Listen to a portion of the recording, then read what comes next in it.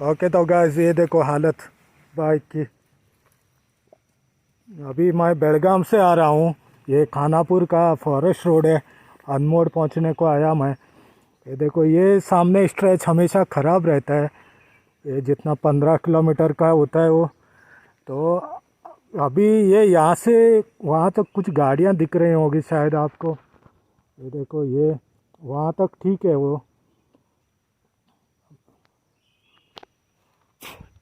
Then उसके बाद सब सब बोल्टर हैं वो निकल के ऊपर आ गए हैं एकदम। मैं आया इधर 50-60 की स्पीड से, तो इस बाइक को ज़्यादा फर्क नहीं पड़ता, लेकिन कुछ कुछ जगह पे बहुत ही ख़राब है। जैसे पूरा रेत में जाता है ऐसा लगता है गाड़ी। लेकिन ये गाड़ी अच्छा था, इसके लिए ये मैनेज कर सकता है। लेकिन बहुत लोग गिरे हैं लगता है मुझे, जैसे हालत है रोड की। सडनली बाइक का बैलेंस ही बिगड़ जाता है इस पर। मेरे टायर भी अच्छे थे, इसके लिए मैंने मैनेज कर लिया। तो ये सीन था आज का। तो आज संडे है।